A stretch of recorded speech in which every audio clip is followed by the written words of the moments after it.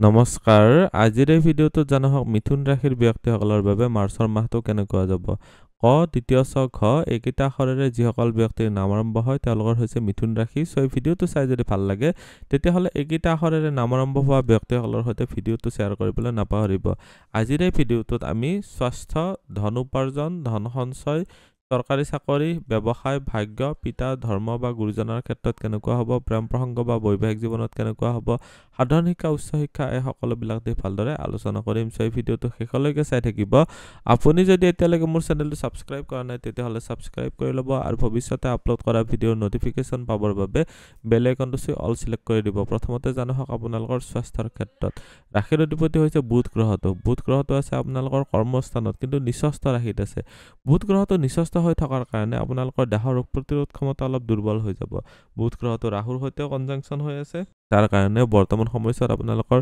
ENT related চকু কাণ নাক বা আপোনালোকৰ ইন্দ্ৰিয় সম্বন্ধীয় চকু কাণ নাক ছাল জিভা এই ধৰণৰ কিবা নহয় কিবা এটা কমপ্লেইন আহিব ৰাহুৰ দৃষ্টি আপোনালোকৰ ৰোগৰ স্থানত আছে বৃহস্পতিৰ দৃষ্টি আপোনালোকৰ ৰোগৰ স্থানত আছে বৃহস্পতি আপোনালোকৰ কাৰণে বৰ এটা পজিটিভ প্লেনেট নহয় যদিও আপোনালোকৰ কৰ্মস্থানৰ ক্ষেত্ৰত বৃহস্পতিয়ে সহায় কৰে কিন্তু স্বাস্থ্যৰ ক্ষেত্ৰত ভাল নহয় যদি আপোনালোকৰ চৰ্বিজনিত কিবা প্ৰব্লেম হৈ আছে বা ডায়াবেটিছজনিত যদি প্ৰব্লেম হৈ আছে তেতিয়াহ'লে অধিক সাৱধান হ'ব লাগিব লিভাৰ সম্বন্ধীয় যদি কমপ্লেইন হৈ আছে তেতিয়াহ'লে আপোনালোকে ভাল এটা আপোনালোকে পাৰিলে নিজৰ ভালৰ কাৰণে কিবা নহয় কিবা প্ৰকাৰে ডক্তৰৰ পৰামৰ্শ লৈ আপোনালোকে মেডিচিন হ'লেও খাব লাগিব এতিয়া জানো হওক আপোনালোকৰ উপাৰ্জন আৰু সঞ্চয়ৰ ক্ষেত্ৰত কেনেকুৱা হ'ব উপাৰ্জনৰ ঘৰত মই বাৰু ইয়াতে ৰৈ গৈছিলে শনি গ্ৰহটোৰ দৃষ্টি আপোনালোকৰ ৰোগৰ স্থানত পৰি আছে আৰু কেতুৰ স্থিতি আপোনালোকৰ চতুৰ্থ ঘৰত যিটো আপোনালোকৰ বুকুৰ স্থানত হয় আচলতে বুকু বুলি ক'লে ইয়াতে আপোনাৰ মই হাওঁফাওঁ বা হৃদযন্ত্ৰ এইবিলাক ক্ষেত্ৰত কোৱা হৈছে ইয়াতে এইবিলাক ক্ষেত্ৰত আপোনালোকে অলপ স্বাস্থ্যজনিত ক্ষেত্ৰত বিশেষ সাৱধান হ'ব পেটৰ বিষ পৰ্যন্ত এইখিনি সময়ছোৱাত হ'ব পাৰে উপাৰ্জন আৰু ধন সঞ্চয়ৰ ক্ষেত্ৰত চালে উপাৰ্জনৰ ঘৰৰ মালিক হৈছে মংগল গ্ৰহটো ইয়াতে দেখিবলৈ পাৰিছে এইটো এটা অতিশয় ভাল স্থিতি এইখিনি সময়ছোৱাত আপোনালোকে পৰাক্ৰম কৰিব পাৰিব বহুত কষ্ট কৰি উপাৰ্জনৰ বৃদ্ধি কৰিব পাৰিব আপোনালোকৰ জন্মকুণ্ডলীত যদিহে মংগল গ্ৰহটো দুৰ্বল নহয় তেতিয়াহ'লেতো আপোনালোকে নিশ্চয় উপাৰ্জনৰ ক্ষেত্ৰত বৃদ্ধি কৰিবলৈ পাৰিব ধন সঞ্চয়ৰ ক্ষেত্ৰত চালে এইটো ঘৰত ৰাহুৰ দৃষ্টি আছে এইটো ঘৰত অইন কোনো গ্ৰহৰ গোটেইটো মাহ প্ৰভাৱ নাই ৰাহুৰ দৃষ্টি থাকিলে কিছুমান কনফিউজন ক্ৰিয়েট কৰি পেলাই আপোনালোকৰ জমা ধন অৱনমিত হ'ব পাৰে যেনেকুৱাকৈ কিছুমানে শ্বৰ্টকাট মেথডত ইনকাম কৰিবলৈ যায় শ্বেয়াৰ মাৰ্কেট বা জুৱা লটাৰীত আপোনালোকৰ পইচা পাতি বহুত ডাউন হৈ যায় এইখিনি সময়ছোৱাত পৰাপক্ষত আপোনালোকে শ্বেয়াৰ মাৰ্কেট বা জুৱা লটাৰীৰ ক্ষেত্ৰত আপোনালোকে ইনভেষ্টমেণ্ট নকৰিব এইটো আপোনালোকৰ কাৰণে হানিকাৰক হ'ব পাৰে চাকৰিৰ ক্ষেত্ৰত চালে যিটো ছাৰ্ভিচৰ ঘৰৰ মালিক হৈছে মংগল গ্ৰহটো ৰাশিতে আছে যিহেতু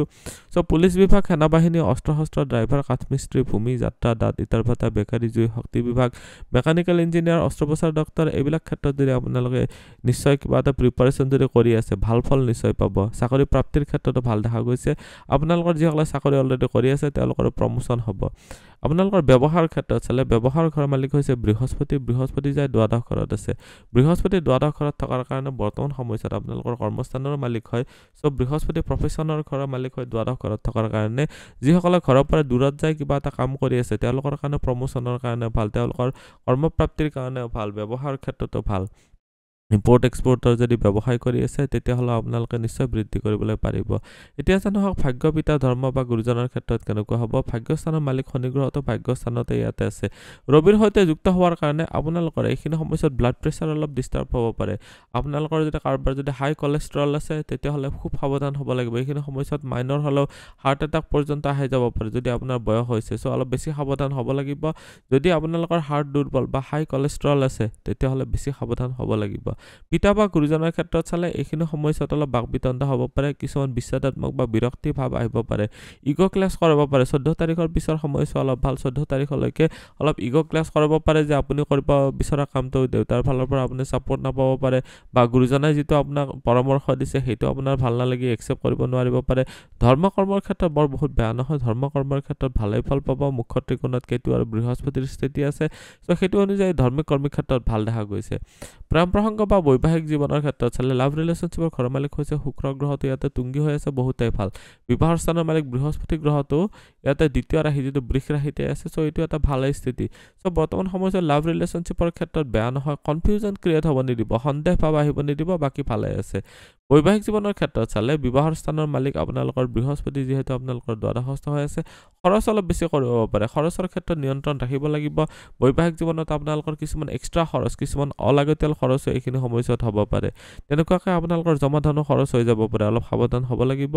সাধাৰণ শিক্ষা আৰু উচ্চ শিক্ষাৰ ক্ষেত্ৰত চালে সাধাৰণ শিক্ষা বৰ এটা ভাল নহয় কিন্তু উচ্চ শিক্ষাৰ ঘৰতো যথেষ্ট ভাল সাধাৰণ শিক্ষাৰ ঘৰত বৃহস্পতিৰ দৃষ্টি থকাৰ কাৰণে কেৱল আপুনি টাইম দিব লাগে টাইম যদি দিব পাৰে তেতিয়া ভাল ৰিজাল্টটো পাব কিন্তু আপোনালোকৰ এইখিনি সময়ছোৱাত বিৰক্তি ভাবৰ কাৰণে পঢ়িবলৈ ইচ্ছা মন নাযাবও পাৰে এইখিনি সময়ছোৱাত আপোনালোকে টাইম টেবুল বনাই পঢ়িব সাধাৰণ শিক্ষা মানে ক্লাছ 5 পৰা ক্লাছ 12 লৈকে যিসকলে পঢ়ি আছে তেওঁলোকৰ কাৰণে যথেষ্ট ভাল দেখা গৈছে উচ্চ শিক্ষাৰ ঘৰৰ মালিক শুক্ৰ গ্ৰহটো যিহেতু তুংগী হৈ আছে সন্মান প্ৰাপ্তিৰ ক্ষেত্ৰত বহুত ভাল এইখিনি সময়ছোৱাত আপোনালোকে পাৰফেকশ্যনিষ্ট হিচাপে ভাল ফল পাব পাৰিব যদি আৰ্টিষ্টিক ক্ষেত্ৰত কিবা যদি পঢ়ি আছে বা আপোনালোকে যদি মিউজিক এণ্টাৰটেইনমেণ্ট টেলিভিছন ইণ্ডাষ্ট্ৰীত জড়িত হৈ আছে বৰ্তমান সময়ছোৱাত যথেষ্ট সুনাম অৰ্জন কৰিব পাৰিব এইখিনি সময়ছোৱাত আপোনালোকৰ কলা বা শিল্পসুলভ যিবিলাক প্ৰতিভা আছে এইবিলাকৰ জৰিয়তে আপোনালোকৰ সন্মান প্ৰাপ্তিৰ ক্ষেত্ৰত বহুতেই ভাল দেখা গৈছে আজিৰ এই ভিডিঅ'টোত মিথুন ৰাশিৰ ব্যক্তিসকলৰ বাবে মাৰ্চৰ মাহটো কেনেকৈ যাব গোটেইখিনি জানিলোঁ ভিডিঅ'টো চাই কেনেকুৱা লাগিলে কমেণ্টত নিশ্চয় জনাব আপুনিও যদি আপোনাৰ বিষয়ে জানিব বিচাৰে তেতিয়াহ'লে হোৱাটছএপত কণ্টেক্ট কৰিব পাৰে ধন্যবাদ এইটো ভিডিঅ'ত আগবঢ়োৱা জ্ঞানখিনিৰ পৰা যদি আনৰো উপকাৰ হ'ব ভাবে